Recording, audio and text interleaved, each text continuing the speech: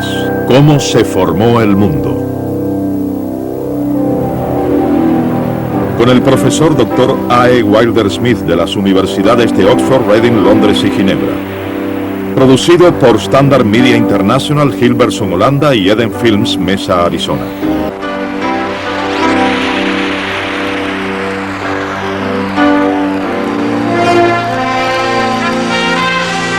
El origen de la vida.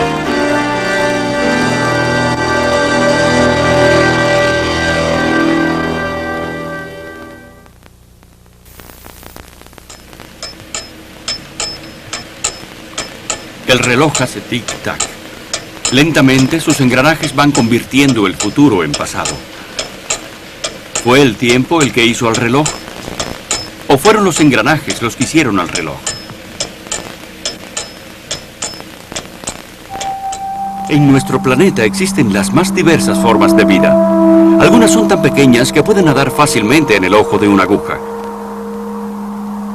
Pero aún estas criaturas unicelulares son increíblemente complejas. Los científicos han descubierto que están compuestas de miles de millones de átomos complejamente ordenados. ¿Pero qué hace que estén vivas, capaces de moverse y reproducirse? Un ser humano está compuesto de varios billones de células. Este grupo altamente organizado de células y átomos posee algunas habilidades asombrosas. Está vivo, siente felicidad y sufrimiento y amor.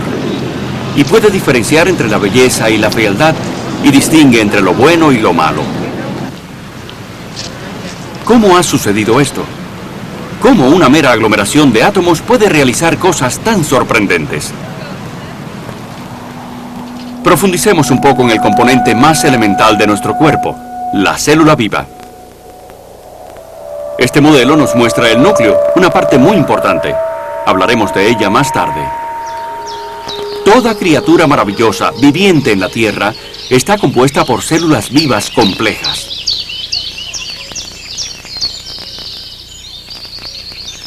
La tecnología moderna nos ha revelado algunos de sus funcionamientos más maravillosos. Podemos ver ahora una célula en el proceso de dividirse en dos.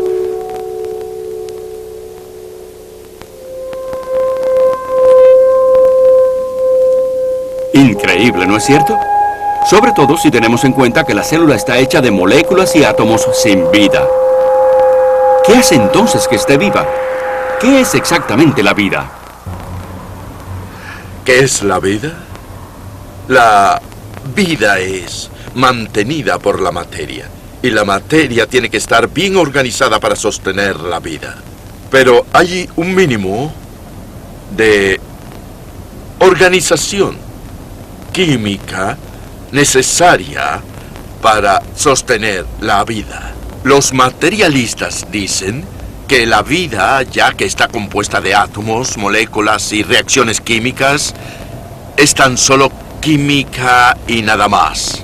Esta es una cuestión que debemos considerar seriamente, pues en efecto la vida se mantiene a base de ciertas reacciones químicas.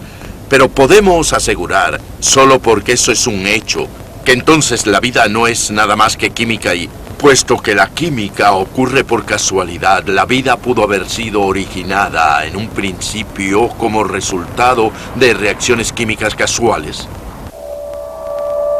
He aquí el corazón del misterio de la vida, la célula viva. Al subdividirse una y otra vez, van construyendo nuestro cuerpo paso a paso. Asombrosamente, los varios billones de células complicadas y distintas del cuerpo humano son milagrosamente producidas a partir de una sola célula, el óvulo fertilizado. El crecimiento del embrión es algo sorprendente. Como de la nada, complejas células nerviosas, piel, músculos, sangre y huesos van construyéndose utilizando las instrucciones de los planos almacenados en el óvulo fertilizado. El momento del nacimiento está por llegar. Una serie de eventos enormemente complicados ha tenido lugar, cada uno en su momento exacto, para producir el más sobrecogedor de todos los logros, una nueva vida humana.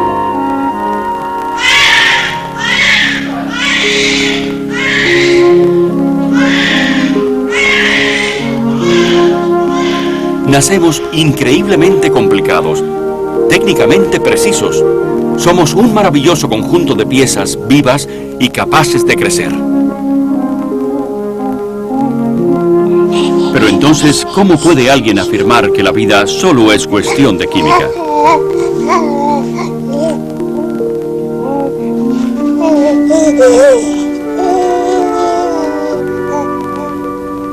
Si la vida es producto de la química y solo de la química, la mejor manera de entender sus posibilidades es observando algunas de las sustancias químicas de la vida, y veríamos que no es tan solo una cuestión de química. La más importante, tal vez la más importante de las sustancias químicas de la célula es la molécula de ADN. La molécula de ADN es una molécula química muy larga que contiene toda la información que hace que la vida sea como es. La molécula de ADN determina el color de la piel, si se es un cocodrilo o una coliflor, determina si uno es una ameba o un simio, determina las especies y determina las propiedades de la especie en la que uno se encuentra, cualquiera que ésta sea. Ahora, ¿cómo lo hace? Hay suficiente información en el cuerpo humano como para llenar con información 1000 libros, cada uno de 500 páginas, escritos con la letra más pequeña y llenos con información química sobre cómo construirlo a usted y cómo mantenerlo. Claro que esto es bastante complejo, así que busquemos algo más sencillo para explicar cómo la molécula de ADN realiza su labor. Ustedes conocen el código Morse. El código Morse es capaz, con solo 2 signos, un punto y un guión, más el espacio entre ellos, es capaz de escribir toda la información que hay en la Biblia o en cualquier otro libro, si es que conoce el código Morse. Tomemos ahora un mensaje sencillo en código Morse, tal como SOS, punto, punto, punto, guión, guión, guión, punto, punto, punto. Esto es el mensaje de una persona que está en peligro. Pues bien, el código genético, los cromosomas y la molécula de ADN usan exactamente el mismo método, en principio, para almacenar información de este tipo. Aquí tengo una cuerda, y en esta cuerda tengo aquí punto, punto, punto, guión, guión, guión, punto, punto, punto. Y ahora la coloco aquí delante y cualquiera que conozca la clave del código Morse dirá, ajá, está tratando de decirme que está en peligro. SOS.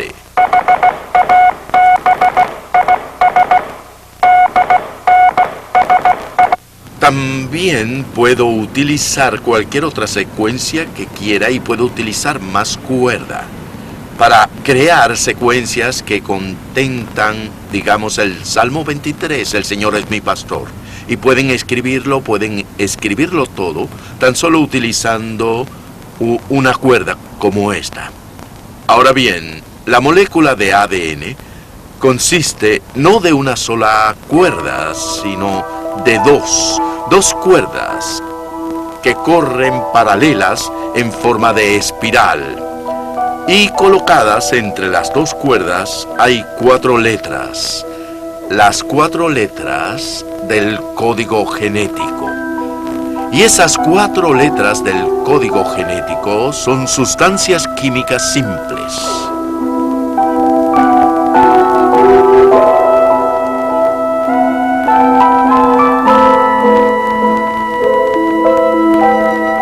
Tenemos pues una molécula genética de ADN bien larga, que es doble, y unida por el centro por medio de enlaces de hidrógeno, que son enlaces químicos muy débiles.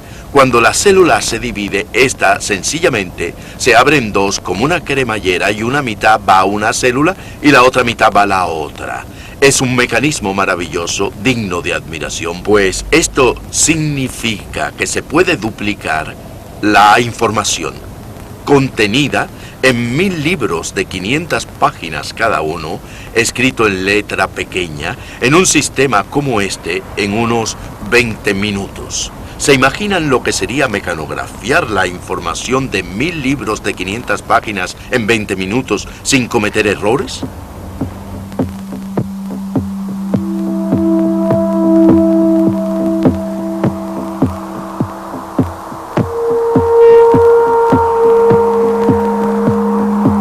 La segunda cuestión más importante acerca de esta inscripción en el libro de la vida de la célula es esta.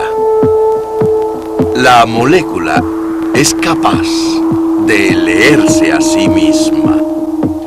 Cuando escribimos un libro, debemos conseguir quien lo lea, pero no es así con la célula. La célula primero produce lo que conocemos como ribosomas. Y estos ribosomas son proteínas complejas que se montan sobre esta doble hélice que conocemos como la molécula de ADN. Ellos la montan y al montar esta doble hélice pueden reconocer la información. Podemos leer esto con los ojos y podemos sentirlo con los dedos. Así que hay dos formas de leer este libro de acuerdo a nuestra manera de hacer las cosas. Pero en la célula, los ribosomas se montan sobre la doble estructura y mientras detectan cuáles son las bases, arrojan, por así decir, las proteínas que tienen escrito el lenguaje químico que lo forma uno. La información que la molécula de ADN contiene no está, créanme, escrita en las moléculas que componen la trenza. Los bioquímicos han descubierto que hay 10 elevado a la 87 maneras de agrupar los átomos en una molécula de ADN humana. De acuerdo con la teoría de la evolución, esta molécula fantásticamente complicada, que solo representa una pequeña parte de la célula humana, llegó a existir como resultado del tiempo y del azar, por prueba y error. ¿Es posible que esto pudiera ocurrir así? El problema es que solamente hay una entre 10 elevado a la 87 combinaciones que facilitaría la reproducción.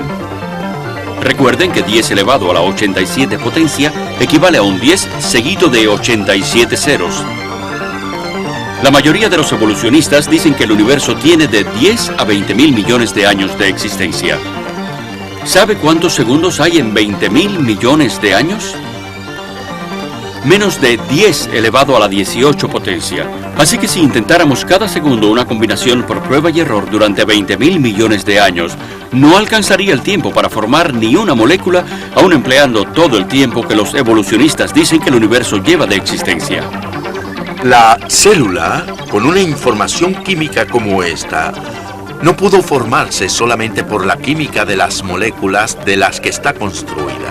Por tanto, creo que hay un autor que trasciende lo material y la materia de la que están hechas esas hebras, que primero concibió la información necesaria para hacer una célula, después la escribió y entonces le agregó un mecanismo para leerla y aplicarla de forma que la célula se autorreproduce a partir de la información que el autor de esa información puso en ella durante la creación.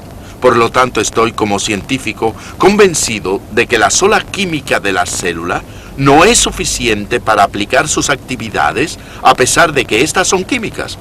Las funciones químicas de la célula están controladas por una información que no está contenida en los átomos y moléculas de esa célula.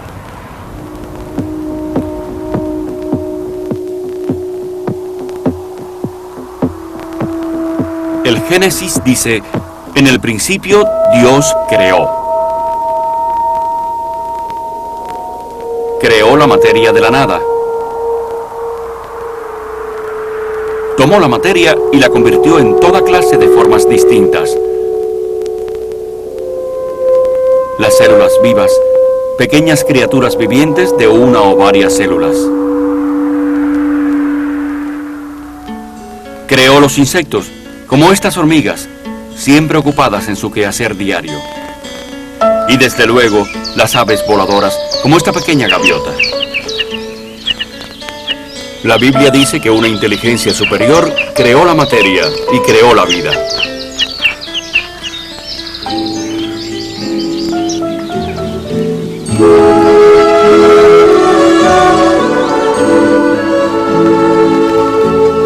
Durante la Edad Media, algunas personas pensaban que los organismos vivos podían generarse espontáneamente a partir de la materia muerta, carente de vida. Por ejemplo, se pensaba que las ranas nacían del fango y el limo de los estanques y que las larvas procedían de carne en estado de putrefacción. Este concepto, que parece más bien de un cuento de hadas, se conocía bajo el nombre de generación espontánea. La gente creía que los gusanos, insectos y otras criaturas se formaban a partir de la materia en la que vivían. En el siglo XVII, un científico tenía una receta para producir ratones por generación espontánea. Decía que había que tomar una camisa sucia y sudada y añadirle trigo. Después de dejarla reposar por 21 días, podía comprobarse que aquella mezcla había producido ratones.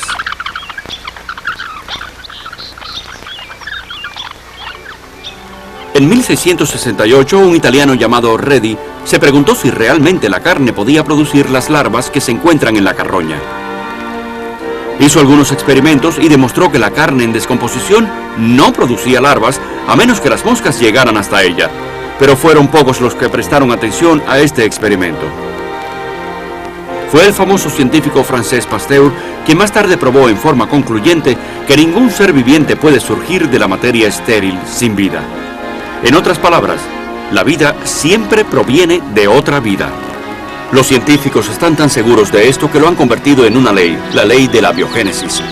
Sin embargo, el evolucionismo naturalista se basa en la hipótesis de que la vida, originalmente, surgió espontáneamente a partir de la materia sin vida. Y esa creencia se mantiene a pesar de que jamás se ha visto, desde los principios de la observación científica, un solo caso de generación espontánea.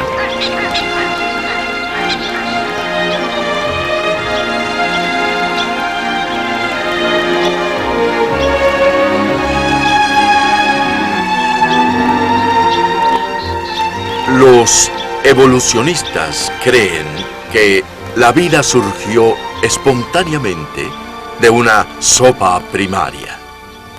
Piensan que la atmósfera terrestre, en los tiempos en que surgió la vida, era una atmósfera reductora y que se componía de amoníaco, vapor de agua y metano. Entonces pensaron que si pasaba un rayo a través de una mezcla como esta, los bloques básicos que componen la vida surgirían espontáneamente. Miller y Fox, en una serie de experimentos que llevaron a cabo en Chicago hace unos 20 o 30 años, trataron de reproducir esto y probarlo experimentalmente. Así pues, tomaron una mezcla de metano, amoníaco y vapor de agua e hicieron pasar una corriente eléctrica a través de ella y obtuvieron un número de aminoácidos que son los bloques básicos que componen la vida. Ellos pensaron que estos aminoácidos producidos en el laboratorio podrían demostrar que la vida o los precursores de la vida habían surgido espontáneamente bajo aquellas condiciones. Y por tanto proclamaron, y aún la mayoría del mundo científico de hoy lo cree, que ellos habían reproducido experimentalmente los primeros pasos de la producción espontánea de la vida. Fue así realmente. ¿Cómo ocurrió? Bien, no cabe duda de que produjeron esos aminoácidos, pero ¿son esos aminoácidos los que sirven para mantener la vida?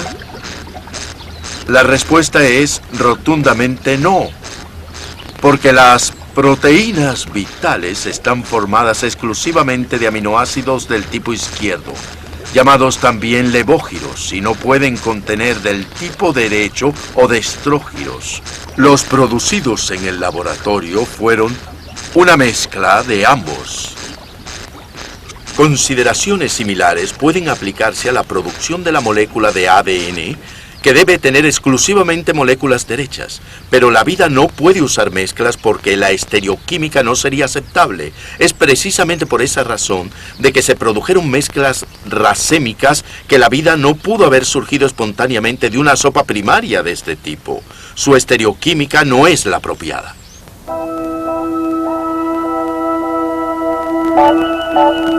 Aunque el experimento de Miller pareció anotar un punto en favor de la teoría de la generación espontánea de la vida, un examen detallado nos muestra, sin embargo, que solo sirvió para complicar el asunto. Porque el meollo de la cuestión, el origen de la información que está almacenada aquí, sigue siendo un misterio. Porque en el experimento de Miller se formaron un 50% de aminoácidos izquierdos y un 50% de derechos. Y cuando ambos están juntos, sencillamente no puede formarse vida. La vida no puede utilizar combinaciones de moléculas invertidas. El solo hecho de añadir un aminoácido derecho a una cadena de levógiros destruye la utilidad de toda la cadena de aminoácidos vitales. El hombre, increíblemente complejo.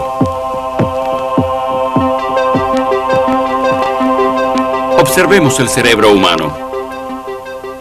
Un paquete de rara apariencia para las maravillas que encierra. Si pudiéramos observar con los ojos la acción electroquímica de las células cerebrales, parecería probablemente estrellas centelleantes en un universo infinito.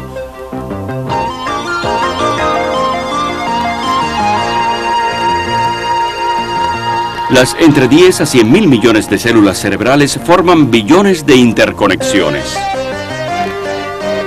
Pero estas células tienen un diseño maravillosamente compacto, tanto que el área del cerebro mostrada aquí es actualmente más pequeña que un simple grano de arena.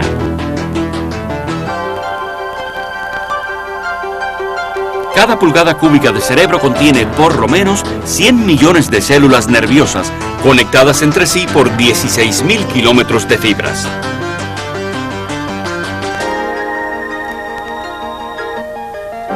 Se ha llegado a decir que el cerebro humano, de solo 3 libras, es el conjunto de materia más complejo y ordenado del universo entero. Sus posibilidades y potencial sobrepasan la imaginación. ¿Es posible que una maravilla así haya evolucionado como resultado del tiempo y del azar, siguiendo un proceso natural? La Biblia dice que cuando uno mira a la naturaleza, la mente puede, al hacerlo, llegar a la conclusión de que Dios existe. Así que a mirar, y a mirar con atención.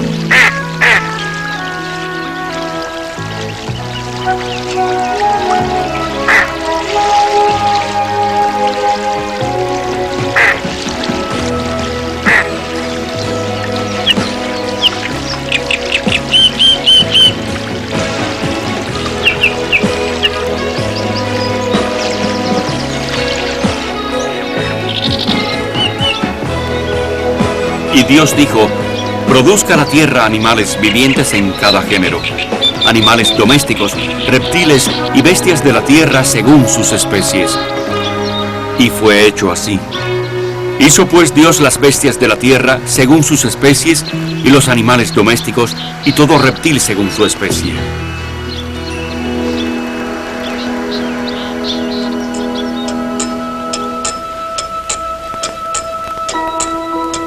El reloj hace tic-tac.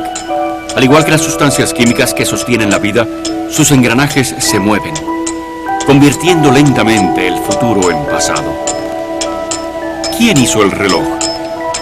Tal vez la única explicación lógica es que fue una inteligencia exterior al reloj, un relojero.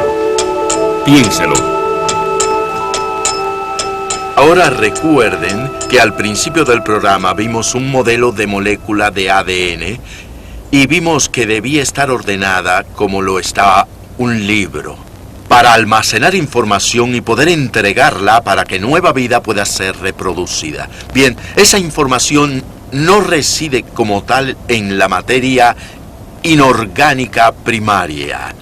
Así que creemos y tenemos bases científicas, como ustedes han visto, para creer que tuvo que haber una inyección de información en la materia para poder producir una estructura llena de información como esta. Es decir, un acto de creación que instruyó a la materia sobre cómo construir una célula.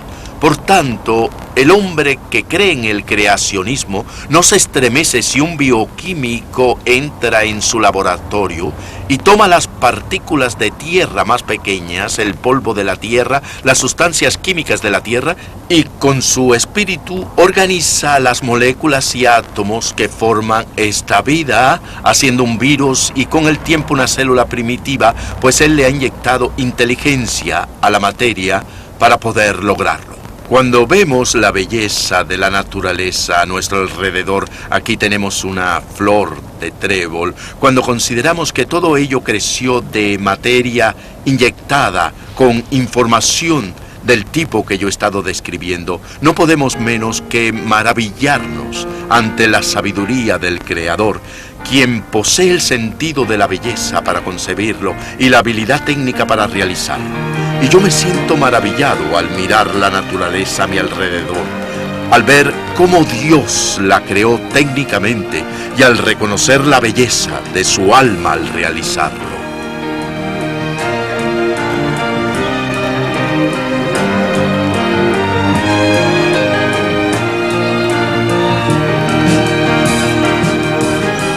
Las escrituras enseñan bien claro, y es algo que encaja perfectamente en mi ciencia, que el hombre que lo hizo se llamó a sí mismo el Logos, y este Logos es Jesús. Jesús se llamó el Creador que hizo todo. Todo fue concebido por Él y para Él. Y en ese caso, entonces me siento muy feliz y lleno de gozo de que Él hiciera la creación tan bella y que también me valorara tanto como para morir por mí y ser también mi Redentor.